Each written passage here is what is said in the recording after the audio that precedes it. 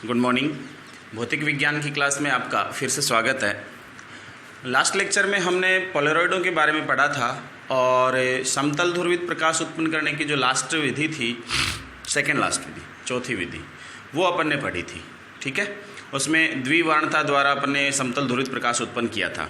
उसके बाद एक और था, अपन ने लिखा था शुरुआत में कि प्रकीर्णन वाली विधि से भी अपन क्या कर सकते हैं, समतल ध्रुवित प्रकाश उत्पन्न कर सकते हैं। आपके यहाँ है नहीं इस सिलेबस में, वरना उसको भी अपन कंसिडर करते। ठीक है, अब इसमें अपन ने लास्ट एक डिवाइस पढ़ी थी जिसको अपन ने क्या कहा था, पोलराइड कहा था। क्या कहा था उस डिवाइस को? पोलराइड कहा था।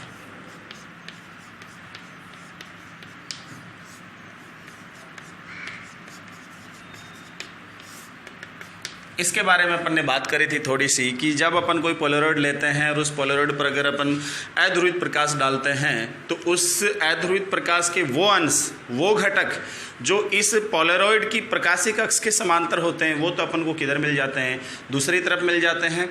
और वो अक्ष या वो घटक जो इसके सामने इसकी प्रकाशिक अक्ष के समांतर नहीं होते हैं, वो अपन को आगे नहीं मिलते हैं। ठीक है, ये अपन ने देखा था और इस प्रकार से ये कहा था कि इस पोलराइड की प्रकाशिक अक्ष के द्वारा अपन क्या कर सकते हैं, समतल ध्रुवित प्रकाश सामने प्राप्त कर सकते हैं। अब हमें ये जो पोलराइड है इसके यूज भी देखे थे हमने, है ना, और हमें उन यूजों में हमें सबसे पहला जो यूज था उसका हमें क्या पता चला था उसकी सहायता से कि ये जो पोलराइड अपने पास होता है ना, इस पोलराइड की सहायता से अपन दो काम कर सकते हैं। इस पोलराइड को दो तरह से काम में ले सकते हैं अपन। किस तरह से काम में ले सकते हैं? एक तो ले सकते हैं इसको पोलराइजर की तरह काम में, है ना, ठीक है। दूसरा एनालाइजर की तरह,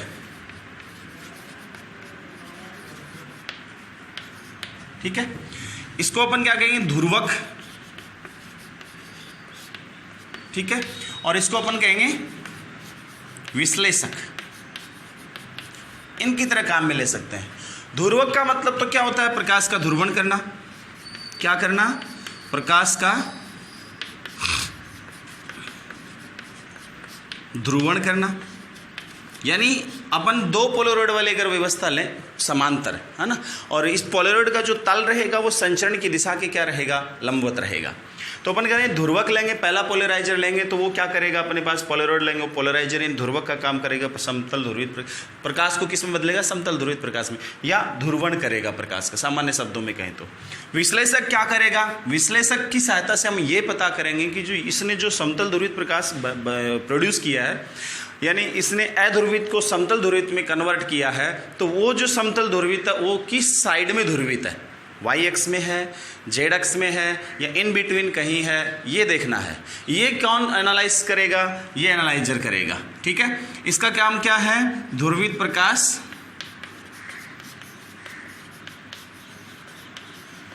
के कंपन तल का विश्लेषण, कंपन का विश्लेषण,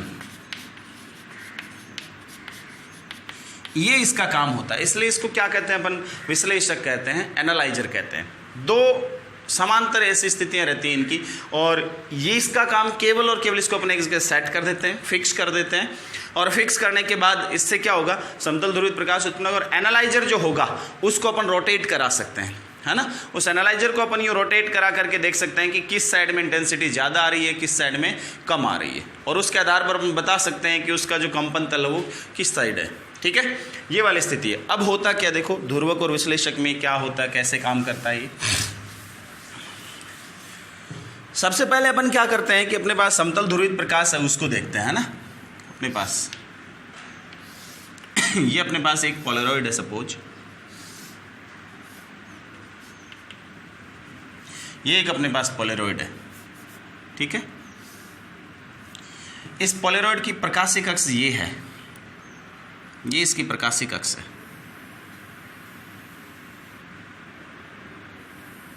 ये इस पोलराइड की क्या है, प्रकाशिक अक्ष है। इसको अपन प्रकाशिक अक्ष कह देते हैं, है ना। इसको पोलराइड की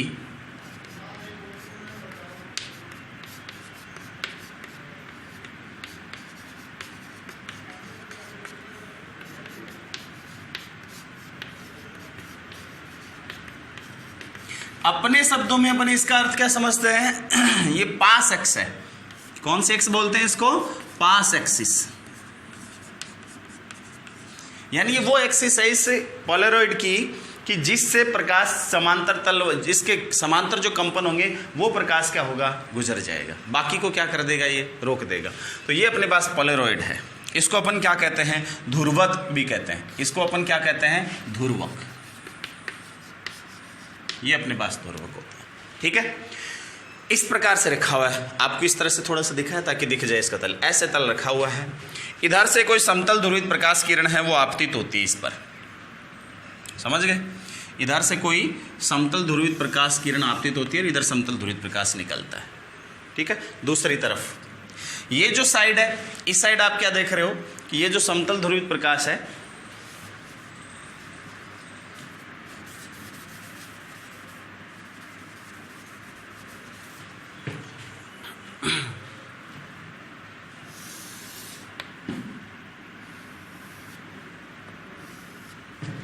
ठीक है, क्या स्थिति है समतल ध्रुवित प्रकाश की? यहां ये अध्रुवित है। यहां कैसा है? अध्रुवित प्रकाश है।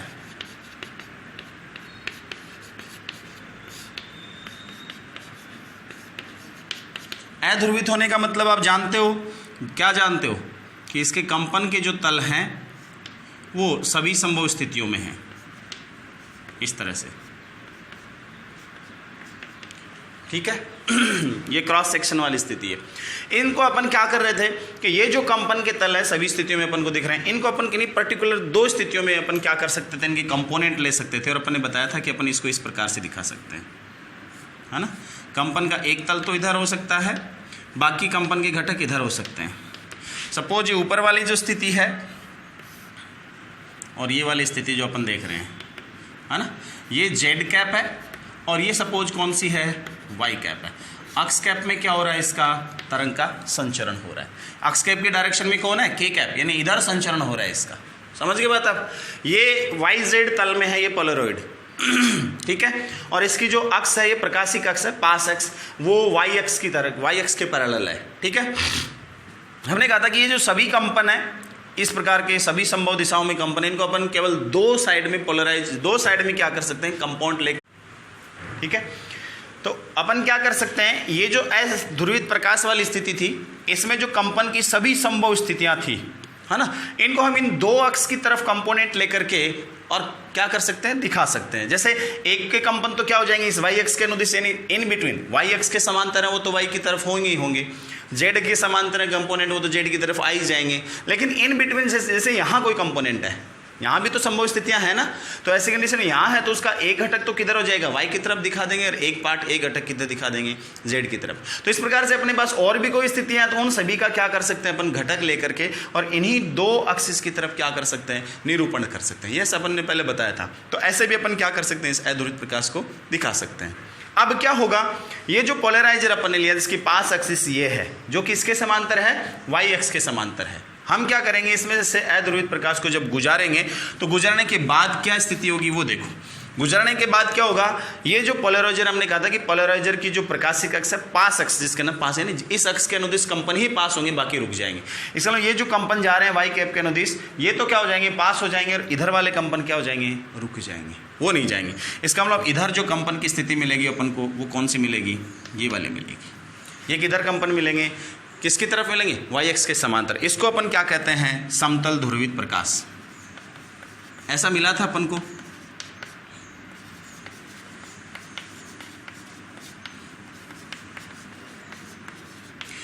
है ना। अपन कह रहे हैं कि इसकी इंटेंसिटी कितनी होगी? अब पोलराइजर्स में से गुजारने के बाद इंटेंसिटी कितनी होगी वो भी अपन को ध्यान रखनी है। तो हम यह कह रहे हैं कि सपोज यहाँ जो इलेक्ट्रिक फील्ड है वो उसका एम्पलीट्यूड ई नॉट है ना, और तीव्रता सपोज यहाँ कितनी है? I बराबर I1 बराबर I0 तीव्रता होगी। I0 का मतलब क्या हुआ? E0 स्क्वायर हो गया अपने पास, एम्पलीट्यूड का स्क्वायर। समझ गए। इधर सभी संभव स्थितियां उनको अपन इन दो के करस्पॉन्डिंग ले लिया है और फिर अपन बता रहे हैं कि इंटेंसिटी कितनी है अपने पास E0² जो यहाँ एम्पलीट्यूड है, ठीक है, आयाम है, और तीव्रता कितनी है I0 अपने पास है, ठीक है। इस I0 इंटेंसिटी का यानी इस I1 इंटेंसिटी का प्रकाश अपने ध्रुवक पर डाला है और इधर अपन को क्या मिला है, समतल ध्रुवित प्रकाश मिला। इसकी इंटेंसिटी कितनी है, सपोज I बराबर I2 है।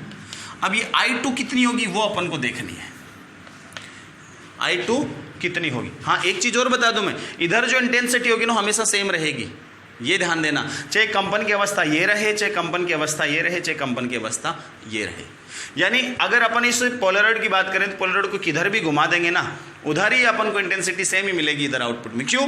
क्योंकि अपन कह रहे हैं कि जिस भी तरफ घुमाएंगे उधर यहाँ संभव घटक विद्यमान है ना, और संभव घटक उस तरह के घटक गुजर जाएंगे। अगर ऐसे किया तो इधर वाले घटक और इधर उनकी सभी की सभी समान स्थितियां हैं, इसलिए समान तीव्रता मिलेगी। अपन इसको देख भी लेते हैं कैसे मिलेगी।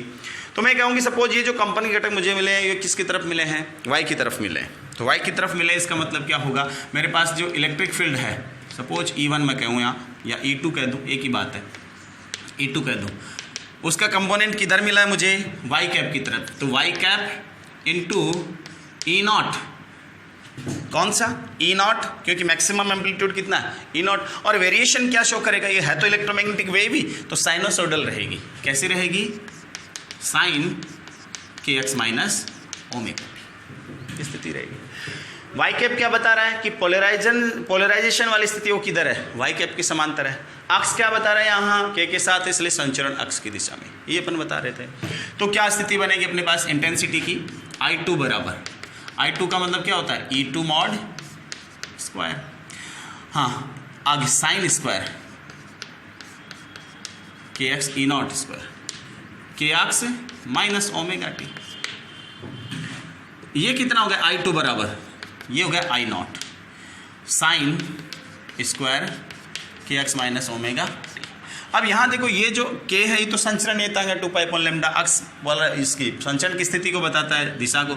ये ओमेगा ये कितना होता है 2 पाई न्यू, और न्यू क्या होती है, तरंग की आवृत्ति, फ्रीक्वेंसी, पर सेकेंड में कितने कंपन करता है इलेक्ट्रिक फील्ड कंपोनेंट वो।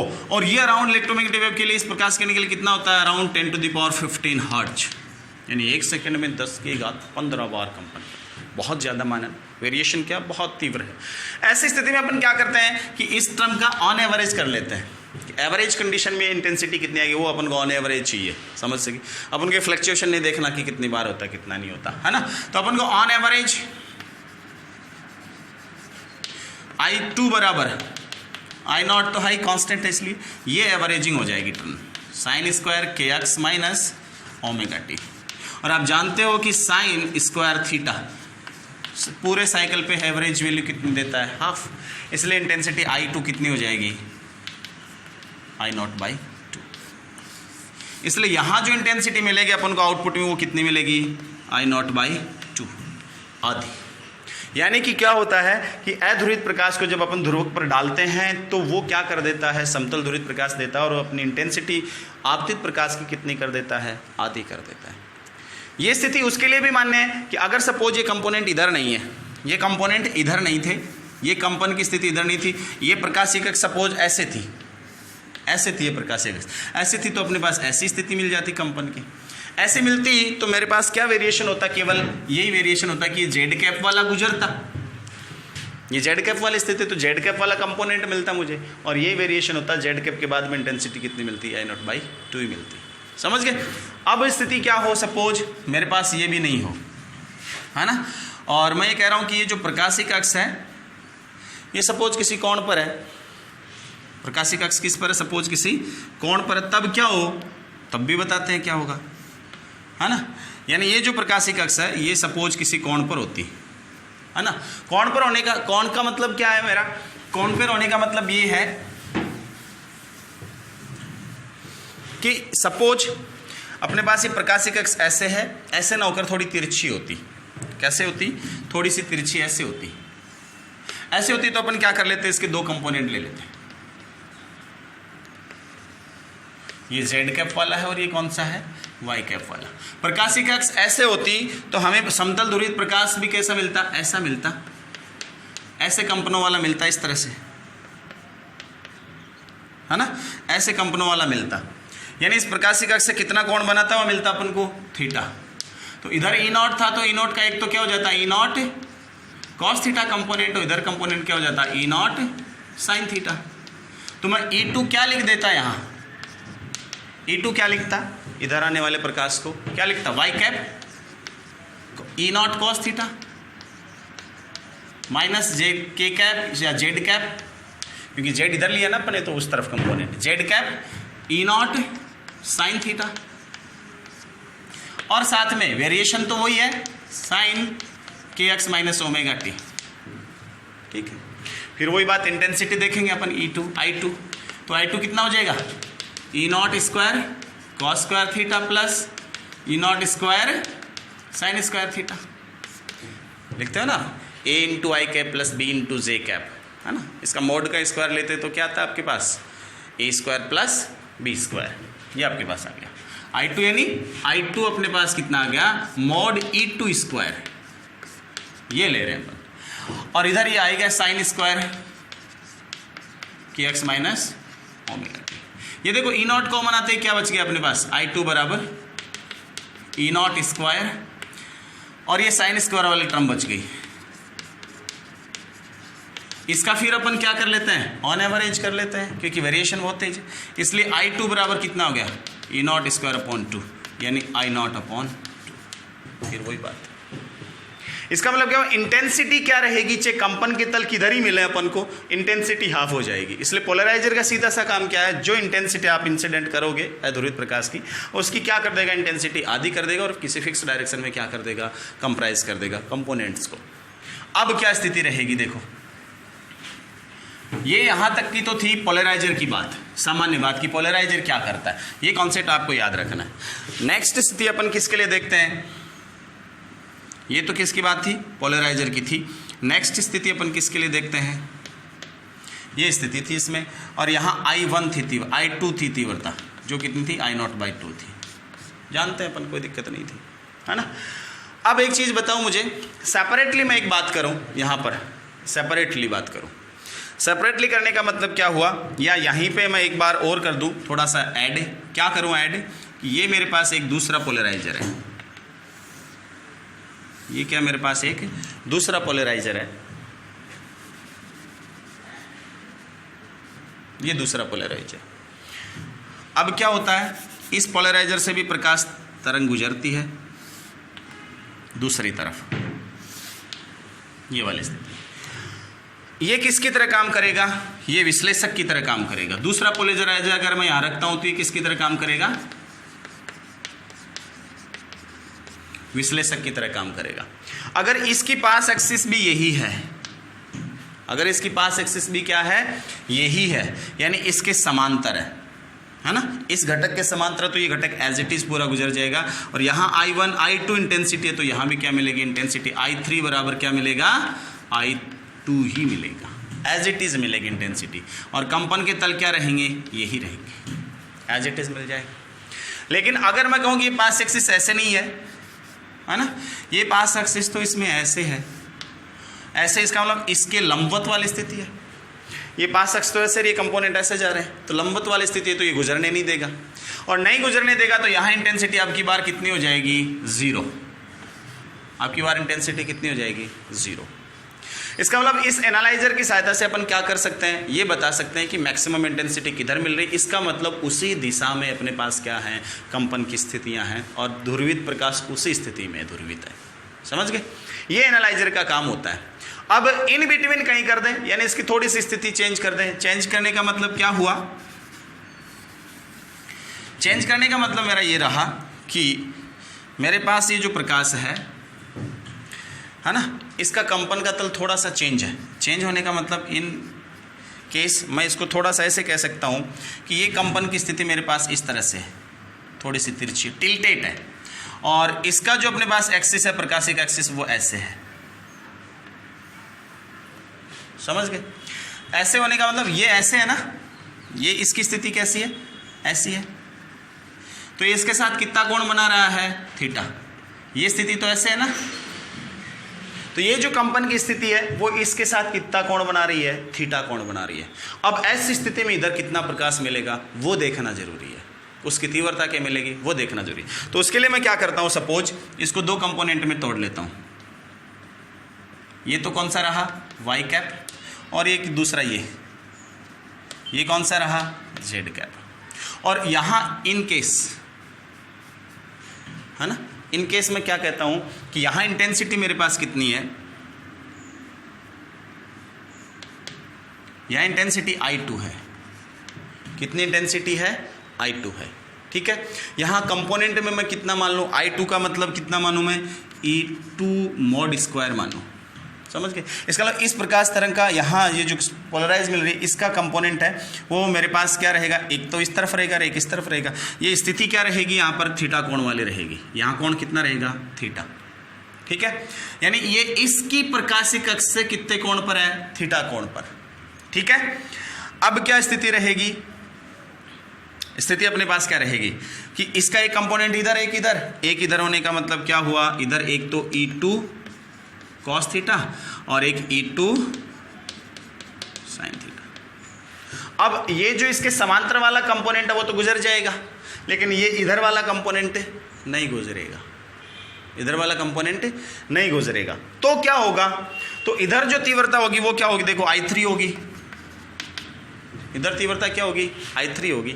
और अपन कह रहे हैं कि इधर जो आएगा कंपोनेंट वो तो E3 होगा ना, इलेक्ट्रिक फील्ड का। और कौन सा कंपोनेंट आ रहा है, E3, Y cap E2 cos theta. उस वाले टर्म को अपन छोड़ देते हैं एक बार, कोई दिक्कत नहीं, क्योंकि वो तो यहाँ भी है, वो टर्म यहाँ भी रहेगी तो कोई बात नहीं। यहाँ भी ऑन एवरेज लेंगे तो 1/2 आएगा, और उधर भी ऑन एवरेज लेंगे तो 1/2 आएगा, कोई खास फर्क नहीं पड़ेगा। वो तो यही फर्क डाल रही थी, है ना, क्योंकि यहाँ भी ध्रुवीतर, यहाँ भी ध्रुवीत अंश मिलेगा अपन को, इसलिए ये वाला कंपोनेंट E2 साइन थीटा जाएगा नहीं। तो अब इसकी तीव्रता I3 कितनी हो जाएगी, I3 बराबर E2 square cos square theta, यानी I3 बराबर क्या हो गया, I2 कॉस स्क्वायर थीटा। ये स्थिति होगी, समझ गए बात आप। इसका मतलब दूसरा जो विश्लेषक है उस विश्लेषक की स्थिति है ना, उस विश्लेषक की पास एक्सिस और इधर जो आपको पास समतल ध्रुवित प्रकाश है वो, उनके बीच जो कोणीय स्थिति है उसके कारण तीव्रता में ये वेरिएशन आता है। ठीक है, ये नियम क्या कहलाता है, मेलस का नियम कहलाता है। कौन सा नियम कहलाता है, मेलस लॉ।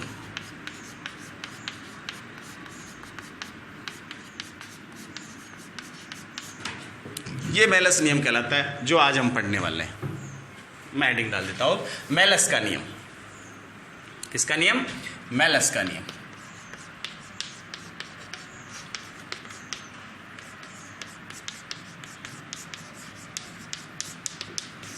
ये मेलस का नियम है।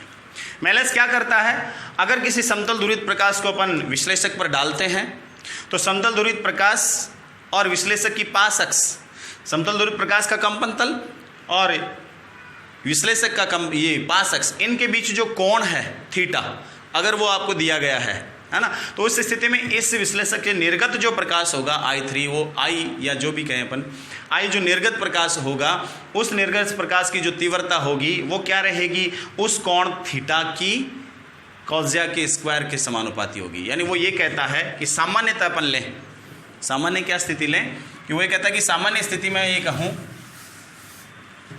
कि एक समतल ध्रुवित प्रकाश के लिए ये मेरे पास पोलराइजर है, यानी विश्लेषक है ना, और इस पे ये समतल ध्रुवित प्रकाश मैं गुजार रहा हूँ, और मैं ये कहता हूँ कि इसकी पास अक्ष तो ये है, ये इसकी पास अक्ष है, और मेरे पास कंपन की स्थितियाँ ऐसे हैं। सपोज कंपन की स्थितियाँ, यानी ये इसकी पास अक्ष है ना, इस पास अक्ष से कंपन की स्थिति कितना कोण बना रही है, थीटा कोण बना रही है, समझ गए। और यहाँ इसकी तीव्रता कितनी है, सपोज I0 है, ये जो आपतित प्रकाश है इसकी तीव्रता कितनी है, I0। तो यहाँ जो तीव्रता मिलेगी I है ना, वो तीव्रता क्या होगी, कॉस स्क्वायर थीटा के समानुपाती होगी। यानी इसको मैं क्या लिख सकता हूँ, I बराबर I0 कॉस स्क्वायर थीटा। ये मेलस का नियम कहलाता है। ये इतना तामझाम इसीलिए किया था, इसी मेलस के नियम को लाने के लिए, है ना, ये छोटी सी बात लाने के लिए, छोटी सी मेलस का नियम इतना ही है, ध्यान देना, ये इतना इतना ही एमएलएस का नियम। क्या कहता है एमएलएस का नियम कि अगर किसी ध्रुवक पर विश्लेषक पर, ध्रुवक का काम भी करेगा विश्लेषक का करेगा, अपन यहाँ उसको विश्लेषक की तरह काम में ले रहे हैं ना, तो अगर किसी विश्लेषक पर यानी किसी पोलरॉइड पर समतल ध्रुवित प्रकाश आपतित हो रहा है ना, और उस आपतित समतल ध्रुवित प्रकाश के कंपन की स्थिति और इसके पास अक्ष की यानी प्रकाशिक अक्ष की स्थिति के बीच कोण थीटा है, तो जो निर्गत प्रकाश है उसकी तीव्रता इस थीटा कोण की कॉज्या के स्क्वायर के समानुपाती होगी, जहां आई नॉट मैक्सिमम तीव्रता है इसके लिए। समझ के बात वो ऐसे आता है ना, ये वाली बात आती है। अब क्या कहता है मेलस, क्या कहता है कि इसका वेरिएशन भी अपन देख सकते हैं। कैसे देख सकते हैं? मेलस कहता है कि इसका वेरिएशन देखो ऐसे देख सकते हैं अपन, I बराबर आई नॉट कॉस स्क्वायर थीटा। अगर दोनों पैरेलल ही हैं, पैरेलल यानी ये कंपन की तल ऐसे नहीं है ना, कंपन की स्थिति क्या है, ऐसे ही है, पैरेलल ही। पैरेलल दोनों के बीच कोण कितना, 0, पैरेलल है इसलिए 0। तो यदि थीटा कितना है, केस फर्स्ट, यदि थीटा कितना है 0, देन कॉस थीटा कितना 1, तो आई बराबर कितना हो गया, आई नॉट। उस स्थिति में एज इट इज तीव्रता यहाँ मिल जाएगी। अपन ये देखा भी था, यहाँ भी ये देखा था। दूसरी स्थिति केस सेकेंड, यदि थीटा बराबर कितना है 90 डिग्री, देन कॉस 90 कितना हो गया 0, कॉस 90 0, तो आई कितना हो गया 0। इसका उधर तीव्रता नहीं जाएगी। अपन ने भी कहा था कि अगर कंपन के तल ये है, इसकी प्रकाशिक अक्ष ये लंबवत स्थिति में है, तो तीव्रता क्या रहेगी 0 ही, जाने नहीं देगा उन कंपोनेंट्स को। ठीक है, और किसी एंगल पे तो अपन तीव्रता निकाल सकते हैं।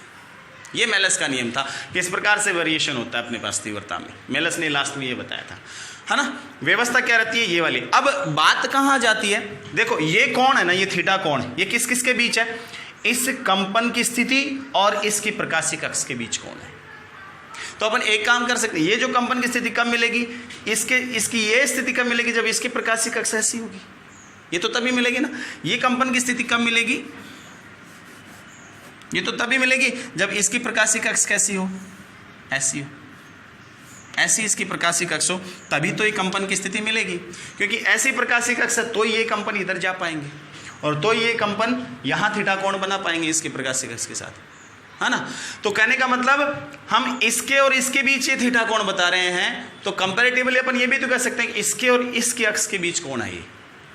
समझ गए बात आप, क्योंकि ये और ये तो पैरेलल ही होंगे, है ना। इसलिए अपन ये कह सकते हैं, इसको सामान्य तौर पे लिखना चाहें तो सामान्य तौर पर अपन इसको ऐसे दर्शा सकते हैं। ये प्रकाशिक अक्ष अपन ने ऐसे दर्शाई थी सामान्य स्थिति में, ये प्रकाशिक अक्ष थी अपने पास सामान्य स्थिति में, और कंपन के तल अपन को क्या मिल रहे थे, ऐसे मिल रहे थे, ये कंपन के तल मिल रहे थे ऐसे। और अपन थीटा वाली स्थिति देखना चाहें तो थीटा में अपन ये कह सकते हैं कि कोई फर्क नहीं पड़ेगा, इसकी जो प्रकाशिक अक्ष है वो ऐसे है। ऐसे होने का मतलब क्या हुआ कि ये वाली जो स्थिति है इससे कितना कोण बना रही है, थीटा। इस वाली स्थिति से कितना कोण बना रही है, थीटा कोण बना रही है। ठीक है, तो ये जो प्रकाश अपन को मिलता है, इस प्रकाश के साथ कितना है, यानी इस तल के साथ कितना है, थीटा कोण बना रही है, तो आउटपुट कितना मिलेगा, कॉस स्क्वायर थीटा के समानुपाती। तब मेलस कहता है कि अगर किसी समतल ध्रुवीय प्रकाश को किसी विश्लेषक या पोलरॉइड पर आपतित कराते हैं, तो जो निर्गत प्रकाश है उसकी तीव्रता उस पोलरॉइड की प्रकाशिक अक्ष, समतल ध्रुवित प्रकाश के प्रकाश तल, या इसकी जगह अपन ऐसा भी कहते हैं कि अगर ये अरेंजमेंट अपने पास है तो समतल ध्रुवित इसी से तो मिला है। इसलिए ये कहता है कि मेलस ये भी कहता है कि अगर किसी पोलरॉइड में विश्लेषक है, विश्लेषक और ध्रुवक दोनों की प्रकाशिक अक्षों के बीच कोण थीटा है, तो इस पर जो आपतित प्रकाश है ना उसकी तीव्रता यहाँ मैक्सिमम का काम करेगी, ध्यान रखना। तो वो क्या कहता है कि इसके बाद वाली जो तीव्रता आएगी ना वो इस कॉस स्क्वायर थीटा के समानुपाती होगी। समझ गए। और यहाँ जो कंपोनेंट यहाँ जो समानुपाती नियतांक आएगा आई नॉट, वाई नॉट कौन सा होगा, यहाँ वाला नहीं होगा, यहाँ मैक्सिमम तीव्रता वो होगी। देखो यहाँ वाली तीव्रता ली है, तो यहाँ अगर I2 माना है, यहाँ I3 माना, तो ये I3 हो जाएगा समानुपाती, तो Y2 हो जाएगा। कहने का मतलब यहाँ अगर अपन ने तीव्रता कितनी मान रखी है, यहाँ तीव्रता कितनी मान रखी है, I2। अगर यहाँ I2 मान रखी, यहाँ I3 बता रहे हैं, I3 आएगी, तो I3 बराबर कितना हो जाएगा, I2 कॉस स्क्वायर थीटा। ये मेलस का नहीं, कन्फ्यूजन नहीं होना इसमें। ठीक है, अब एक चीज़ बताता हूँ आपको, न्यूमेरिकल इस पर बताना चाहूँ तो क्या होगा।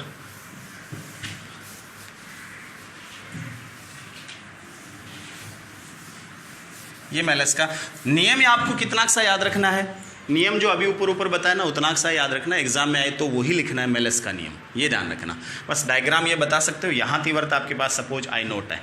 अपने वाले मेलस के नियम में अपन इधर तीव्रता नहीं बताते हैं, इधर कोई तीव्रता नहीं बताते हैं, किसी प्रकार की तीव्रता नहीं बताते। मेलस वाले नियम में मेलस बात ही यहाँ की करता है।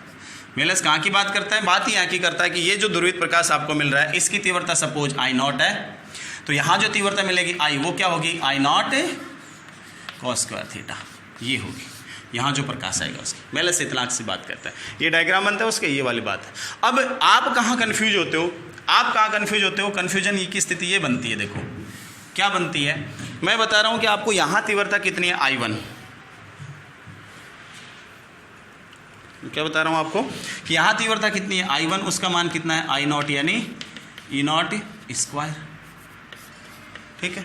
यहाँ I1 तीव्रता है, यहाँ कितनी हो जाएगी I2, और I2 कितनी होगी I1/2, इसकी आधी होगी, अपन जानते हैं। अब यहाँ और यहाँ के बीच कौन कितना, थीटा, थीटा तो अब यहाँ तीव्रता कितनी I3, वो किसके प्रोपोर्शनल होगी, कॉस स्क्वायर थीटा। तो I3 कितना होगी, कांस्टेंट आएगा, वो कौन सा, ये आएगा I2। इसका मतलब I3 कितना आना चाहिए, I2 का मान कितना I1/2,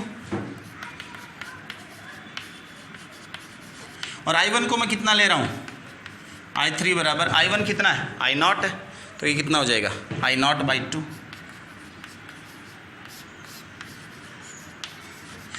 ये बात तो कब रहेगी, जब हम यहाँ I नॉट लेके चलेंगे, समझ गए बात। अब जब हम यहाँ I नॉट लेके चलेंगे तब तो अपने पास रिजल्ट आएगा, ये तीव्रता फिर भी क्या है I नॉट/2, तो कांस्टेंट की तरह काम कर, तीव्रता फिर भी I3 देखो क्या है I3 कॉस स्क्वायर थीटा के प्रोपोर्शनल है। ये I नॉट/2 तो क्या है, इस पोलराइज पर आपतित प्रकाश की तीव्रता जो अपन बात करते हैं यहीं पे, यहाँ अपन I नॉट मान, अगर आप यहाँ I नॉट मानते हो, अगर आप यहाँ I नॉट मानते हो तो यहाँ क्या रहेगी I बराबर I not cos square theta. तो न्यूमेरिकल सॉल्व करते टाइम इस चीज़ का ध्यान रखिए कि आप यहाँ तीव्रता कितनी मान रहे हो, आपको यहाँ से लेनी है तीव्रता या यहाँ से लेनी है, यहाँ से लेनी है तो वो I नॉट मान रहे हो आप, तो कितना होगा I बराबर I नॉट, वो कांस्टेंट राशि यहाँ आएगी, जो तीव्रता यहाँ रहेगी ना वो इस कॉस स्क्वायर के साथ यहाँ कांस्टेंट के तौर पे आएगी, ठीक है। इसमें कन्फ्यूजन नहीं रहना आपको। अब देखो क्या होगा, एक न्यूमेरिकल आपको बताता हूँ। न्यूमेरिकल आपकी क्या दिया गया है, ऐसा ही है, देखो न्यूमेरिकल कह रहा है कि दो पोलराइड इस प्रकार अभिविन्यासित हैं कि उनके तल आपतित प्रकाश के लंबवत हैं और इनके संचरण अक्ष परस्पर 30 डिग्री कोण पर है। तो आपतित अध्रुवित प्रकाश का परावर्तित होने वाला अंश कितना होगा, ये पूछ रहा है आपसे। क्या पूछ रहा है कि ये अध्रुवित प्रकाश आपतित होता है यहाँ पर, और अपन करेंगे ये जो दो पोलराइड रखे हैं इनके तल के कंपन क्या है, तो या इनके तल क्या है, संचरण के लंबवत है। तो वे कह रहा है कि यहाँ आपतित ध्रुवित प्रकाश है, उसकी तीव्रता सपोज कितनी है अपने पास, उसकी तीव्रता सपोज अपने पास कितनी है I बराबर, या I1 मान लें, I1 बराबर I नॉट है, ये अपन मान के चलते हैं, ठीक है। तो हम जानते हैं कि यहाँ तीव्रता I नॉट है, तो यहाँ कितनी हो जाएगी I2 बराबर कितनी हो जाएगी I नॉट/2, या I1/2, इसका लो I नॉट/2। यहाँ I2 है तो यहाँ कितनी हो जाएगी I3 बराबर कितना I2 कॉस स्क्वायर थीटा, यानी I3 कितना I2 कॉस स्क्वायर थीटा। अब आपसे पूछ रहा है कि इस ये जो तीव्रता मिली आपको वो इसका कितना अंश है, कितना अंश होने का मतलब कितना है, आपको I3 I1 के सापेक्ष कितना गुना मिला है वो देखना है। तो I3 कितना अपने पास I2 cos square theta upon I1, I2 का मान कितना है I1/2, I1/2 cos square theta. अब क्या कह रहा है कि ये थीटा कितना है 30 डिग्री है, इनकी दोनों अक्षों के बीच कोण कितना है 30 डिग्री है, तो बट्टा कितना I1 कैंसिल हो गया, कितना ये 30 degree, 1/2 into cos square 30 degree, cos 30 का मान 1/2 कॉस 3 √3/2, तो √3/2 का होल स्क्वायर, तो कितना होगा 3/8। यानी तीव्रता जो मिल रही है अपन को आउटपुट में लास्ट में वो कितनी मिल रही है, पहली जो इंसिडेंट तीव्रता है उस I1 की कितनी 3/8 गुना मिल रही है, नो प्रॉब्लम। ऐसा ही एक दूसरा क्वेश्चन और है, क्या है, इससे न्यूमेरिकल आ जाता है कई बार और आप कंफ्यूज हो जाते हो।